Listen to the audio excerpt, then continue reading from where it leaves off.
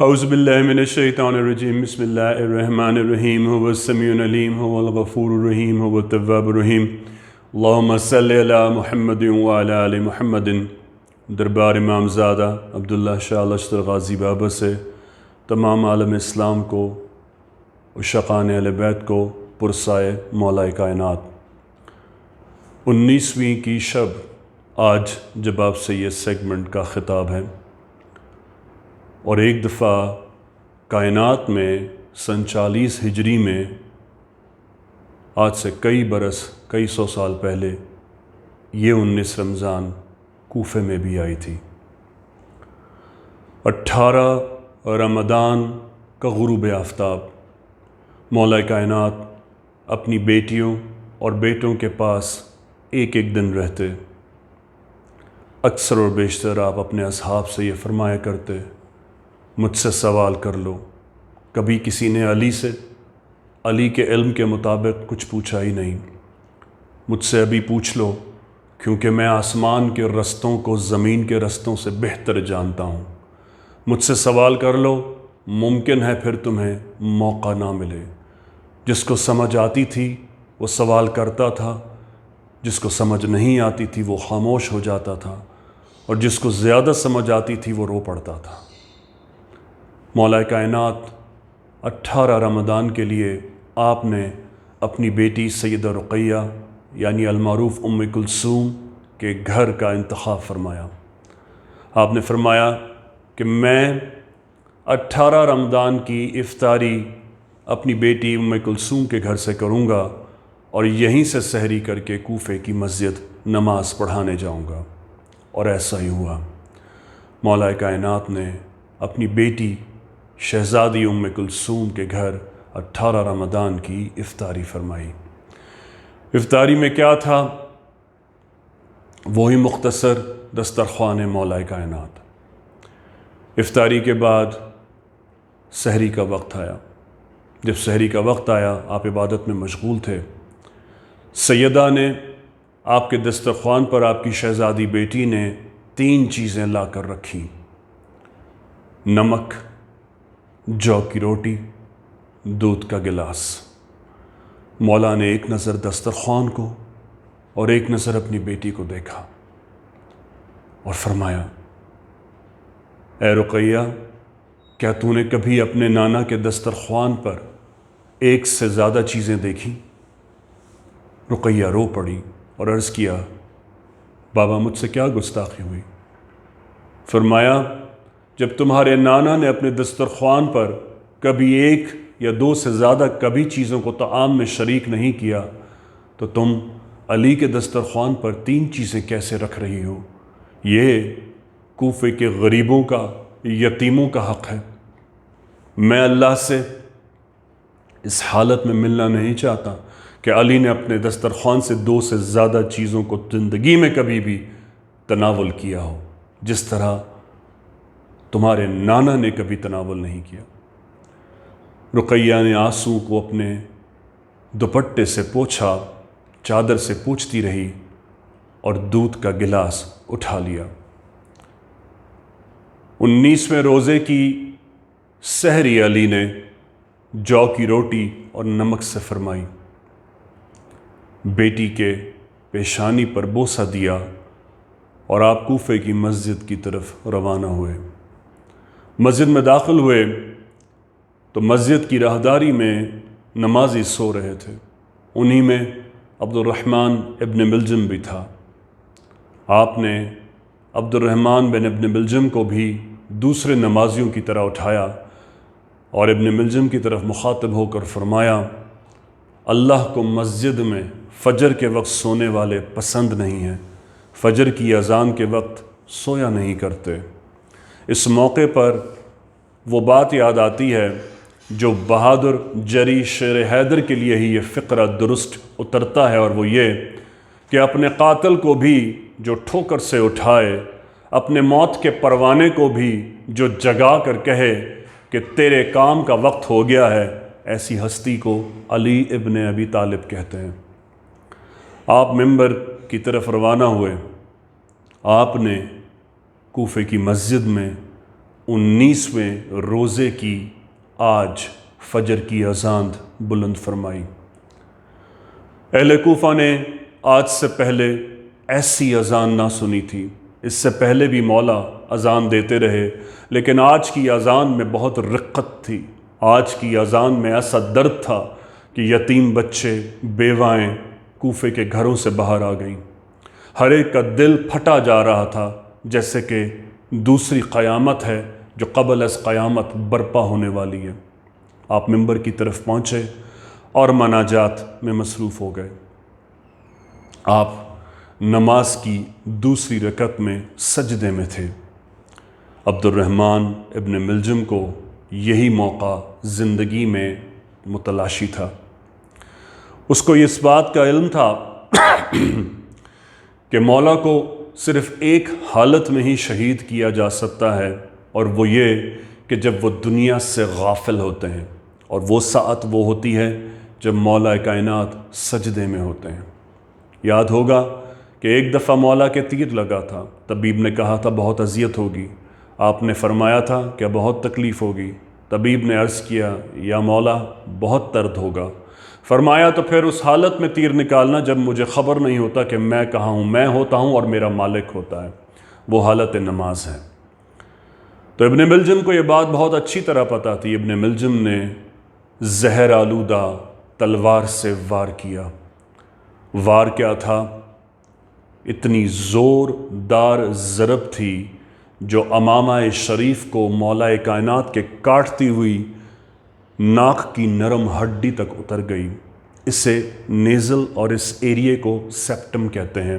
اس کے ہاں اوپر والی سکن سے لے کر نیچے ٹیشوز کی جھلیاں ہوتی ہیں، اور اس کے بعد یہ سیپٹم کا ایریا یعنی کہ ناک کی نرم جھلیوں کا ایریا آتا ہے، اور اس کے بعد گوشت اور پھر اسکل کی ہڈیاں شروع ہو جاتی ہیں۔ وہ تلوار اتنی زہر آلودہ تھی کہ ناک کی نرم ہڈی کو کاٹتی ہوئی آدھا نصف ناک کی نرم ہڈی تک اتر گئی۔ یہ زہر آلودہ تھی کہ اس نے جو سر کو کاٹا سو کاٹا تھا، اس نے جو زہر تھا وہ آپ کے سر مبارک میں انفلٹریٹ کر دیا۔ ایک قیامت کوفے کی مسجد میں برپا ہو گئی، شور برپا ہوا۔ لوگوں نے بھاگ کر تھوڑی ہی دیر میں بھاگتے ہوئے کوفے کی گلیوں سے عبد الرحمن ابن ملجم کو پکڑ لیا۔ مولا کائنات اپنے امامے کے پٹکے سے اپنے لہو مبارک کو پوچھتے جاتے۔ بعد میں لوگوں نے پوچھا تھا مولا آپ ایسا کیوں کرتے تھے؟ فرمایا کرتے نہیں چاہتا تھا کہ علی کا خون اللہ کے گھر کی مسجد میں گرے، اس لیے چاہتا تھا جہاں تک ممکن ہو اپنے لہو سے مسجد کو بچا سکوں۔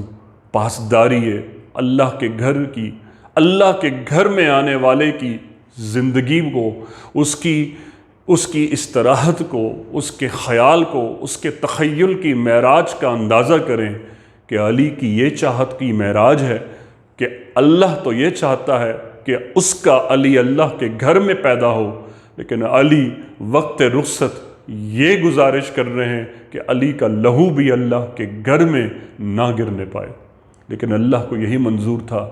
کوفے کا ممبر علی کے خون سے آلودہ ہوا، گویا ایسا سما بندھا کہ پیدا ہو تو اللہ کا گھر، اور اللہ نے چاہا جب رخصت ہو تو بھی میرا گھر۔ امام حسن کو بلایا، حکم دیا نماز مکمل کراؤ۔ حسن بن علی بن ابی طالب علیہ السلام نے فجر کی نماز مکمل کرائی۔ عباس آ گئے، حسین بن علی بن ابی طالب آ گئے۔ آپ امام حسن اور امام حسین کے کاندھوں پر ہاتھ رکھ کر گھر کی طرف آ رہے تھے۔ کوفے کی گلیوں میں ایک قیامت برپا تھی۔ آپ فرماتے جاتے دیکھو میری بیٹیوں کو خبر نہ ہونے پائے، کیونکہ میں اپنی بیٹیوں کے رونے کی آواز برداشت نہیں کر سکتا۔ علی گھر آئے۔ ایک قیامت برپا ہو چکی تھی۔ طبیب کو بلایا گیا، پھر طبیب کو بلایا گیا، پھر اور طبیبوں کو بلایا گیا۔ کوفے کے سارے طبیب آ گئے۔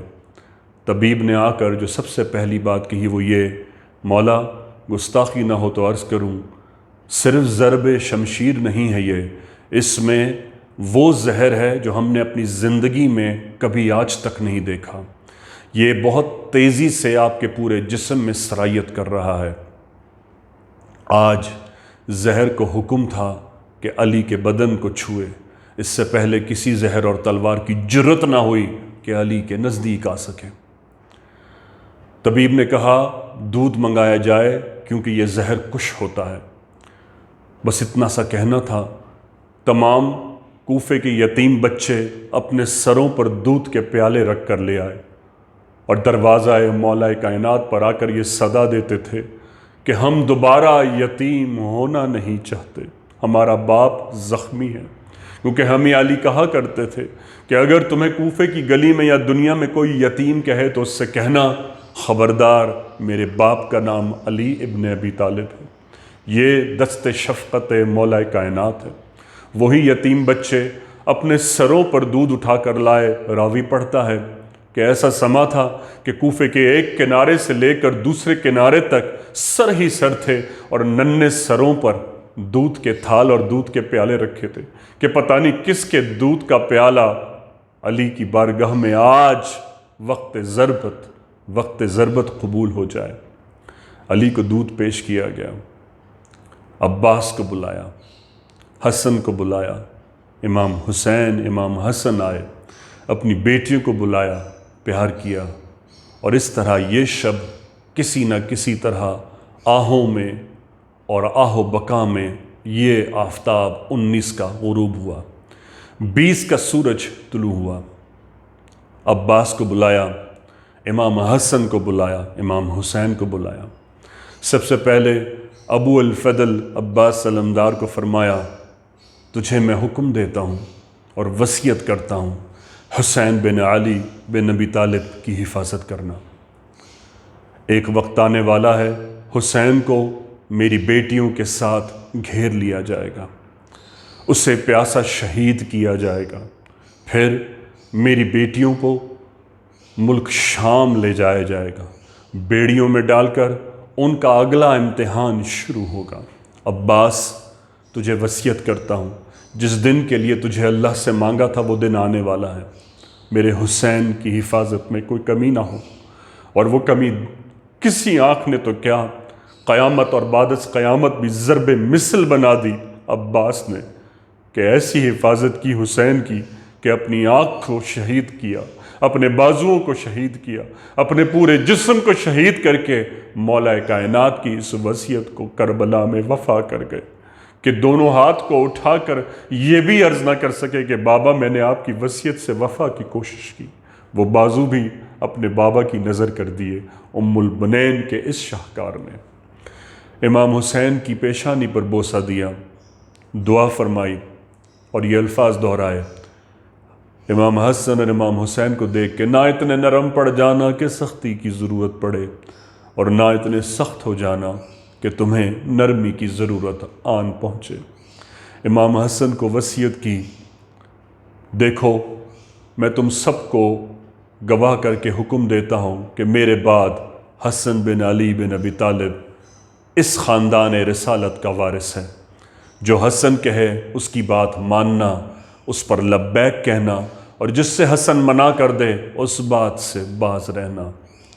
مولا فرماتے آج 20 کی شب ہے، میرے حجرے سے نکل جاؤ، برخاست ہو جاؤ، مجھے چھوڑ دو کہ کائنات کے کونے کونے سے جن و ملک میری زیارت کو آتے ہیں۔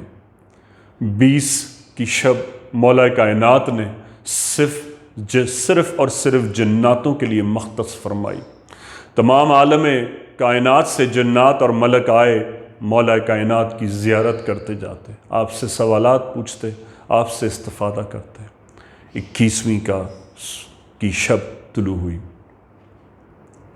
21ویں کی شب آئی، مولا کائنات نے امام حسن، امام حسین، مولا ابو الفضل عباس علمدار، سیدہ شہزادی زینب، سیدہ ام کلثوم اپنی بیٹیوں کو بلایا، بوسہ دیا، پیار کیا اور فرمایا دیکھو میں تم سے رخصت ہونے والا ہوں۔ ایک چیخ مولا کے حجرے میں بلند ہوئی، مولا نے فرمایا دیکھو وہی کرنا جو تم نے مجھے کرتے دیکھا اور وہی جیسا تم نے اپنے نانا کو پایا۔ غریب کی مدد کرنا، یتیم کا سہارا بننا، یتیم کے حق میں آوازوں کو بلند کرنا۔ مولا کا یہ فرمانا تھا کہ مولا کبھی ایک ہاتھ سے پیالے میں ڈال کر چہرے پر پانی ڈالتے اور صاف فرماتے، اور پھر مولا نے وہی پڑھا جو کوفے کی مسجد میں پڑھا تھا، فزتو یا ربا کعبۃ اللہ، اور اس سے پہلے یہ جملہ فرمایا، اے حسن، اے حسین اور عباس، دیکھو ابن ملجم کا خیال رکھنا، اس کو ایک ہی وار سے قتل کر دینا، اگر وہ ایک وار سے قتل نہ ہو تو اس کو آزاد کر دینا، اس پر دوسرا وار ہرگز نہ کرنا، کیونکہ میں نے تمہارے نانا سے سنا ہے کہ ہم جب کسی کو قتل کر دیں یا کوئی مر جائے تو اس کے جسم کی بے حرمتی نہیں کیا کرتے، تو ہرگز نہ اس کے اعضاء کاٹنا جس طرح کے بنو امیہ کے لوگ کیا کرتے تھے۔ فرمایا اس کو ایک ہی وار میں قتل کر دینا، اس کے کھانے اور اس کے پینے کا خیال رکھنا، وہی دودھ جو مولا کو پیش کیا جاتا مولا وہی شربت اور دودھ ابن ملجم کو بھجواتے، وہ شہید جو اپنے قاتل کا بھی بوقت شہادت بھی ایسا خیال رکھے اسے علی کہتے ہیں۔ اور اس کے بعد مولا کی شہادت کے بعد ایک ہی وار میں امام حسن بن علی بن ابی طالب نے ابن ملجم کو قتل کر دیا، ایک ہی وار سے قتل کر دیا۔ مولا نے بآواز بلند فرمانے سے فزت یا رب کعبۃ اللہ فرمانے سے پہلے دو جملے اور فرمائے، میرے جسد کو اونٹنی پر سوار کرنا، وہ جس رخ پر چل پڑے چلنا، میرے جسد کو اے حسن اے حسین آگے دونوں طرف سے تم اٹھانا اور پیچھے دو پائے چھوڑ دینا، وہ جبرائیل اور میکائیل وہ اٹھائیں گے۔ اور ایسا ہی ہوا، امام حسن اور امام حسین نے اونٹنی پر سوار کیا، اور مولا کی ہدایت کے بعد بعد شہادت وہ اونٹنی چلنے لگی۔ چلتے چلتے وہ ایک قبر پر پہنچی اور رک گئی۔ امام حسن اور امام حسین نے اس قبر پر ایک پتھر کو رکھے دیکھا، اور اس پتھر پر لکھا تھا، یہ نوح علیہ السلام کی کھودی ہوئی قبر ہے، اور اس قبر کو نوح نے کھودا ہے۔ یہ وہی نوح ہے کہ جس کی کشتی کو علی سے مدد مانگنے پر اللہ نے طوفان نوح سے بچا لیا تھا، اور طوفان نوح میں جس دعائے مولا حیدر سے نوح کی کشتی بچی تھی، یہ اس نوح علیہ السلام کے ہاتھ کی کھودی ہوئی قبر ہے۔ چنانچہ حضرت امام حسن اور امام حسین نے مولا کائنات کو اسی لحد میں لحد نشیں کر دیا۔ عبد الرحمن بن ابن ملجم کو قطامہ نے یہ شرط رکھ کر اس بات پر جھانسا دیا تھا اور اس بات پر آمادہ کیا تھا کہ اگر وہ حضرت علی ابن ابی طالب کو شہید کر دے تو وہ نہ صرف اس سے نکاح کرے گی بلکہ جو مانگے گا اس کو وہ دولت بھی ملے گی۔ سارا عالم یہ جانتا ہے کہ روایات اس بات میں برحق ہیں کہ جناب امیر معاویہ کے کہنے پر قطامہ نے حضرت علی ابن ابی طالب کی شہادت کا عندیہ دیا، اور یہ ساری پیش رفت قطامہ نے جناب معاویہ بن ابو سفیان کے کہنے پر کی۔ تاریخ شاہد ہے، صحیح بخاری شریف کی حدیث گواہ ہے کہ جناب معاویہ ہی وہ شخصیت ہیں جنہوں نے امام حسن بن علی بن ابی طالب کی شہادت پر سجدہ شکر کیا تھا۔ جناب معاویہ ہی وہ شخصیت ہیں جنہوں نے حضرت علی ابن ابی طالب کے سپود جناب امام حسن بن علی کی شہادت پر یہ جملے کہے تھے کہ نعوذ باللہ استغفر اللہ، وہ آگ کا انگارہ تھے، اللہ نے اسے ٹھنڈا کر دیا۔ تو حضرت مقدام جو صحابی علی ہیں وہ وہاں کھڑے تھے، انہوں نے فرمایا تھا جناب امیر معاویہ آپ ایسا نہیں کہہ سکتے، آپ نے غضب کیا، اور اس کی بخاری شریف کی کثیر احادیث ہیں۔ غرض یہ کہ اس کے بعد سے مولا علی کی شہادت کے بعد سے امید پیریڈ، یا جسے بنو امیہ کا تاریک دور کہتے ہیں، وہ شروع ہوتا ہے۔ خانوادہ رسالت کو مولا کائنات کی شہادت کے بعد سے امام حسن بن علی کی صورت میں شہید کیا گیا، پھر امام حسین بن علی بن ابی طالب کی صورت میں، پھر حضور زین العابدین، پھر امام باقر، امام جعفر صادق، امام موسیٰ کاظم، امام علی رضا، امام محمد سقی، امام علی نقی اور امام حسن عسکری کی صورت میں شہید کیا گیا، اور انشاءاللہ عز و جل السلام یا امام زمانہ، السلام یا بقی اللہ، اور جب قرب قیامت ہوگا تو نرجس خاتون کے ثبوت حضرت امام مہدی علیہ السلام کا ظہور ہوگا۔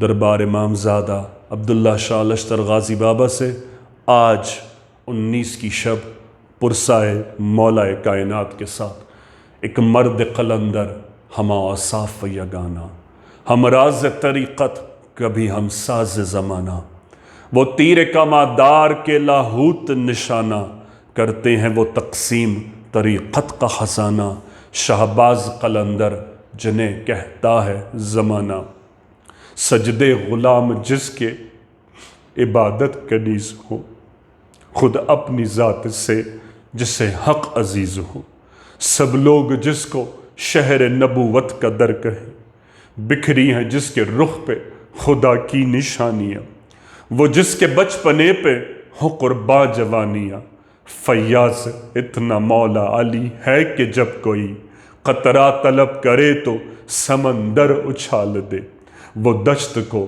خزاں میں بہاریں عطا کرے، گھبرا کے رنج و غم سے ہمت نہ ہارنا، مشکل پڑے کوئی تو علی کو پکارنا، آتا ہے ان کو بگڑے مقدر سنوارنا، یہ کائنات ان کے بدن کی زکوٰۃ ہے۔ داماد مصطفیٰ صلی اللہ علیہ وآلہ وسلم، شوہر خیر النساء، پدر حسن، پدر حسین، فاتح بدر، فاتح حنین، حقدار عالم نبی، کعبے میں ہو جو پیدا، شہادت پائے مسجد میں، اللہ کے گھر کا وارث وہ علی یوں بھی ہے اور یوں بھی۔ یا غازی، اللہ حافظ۔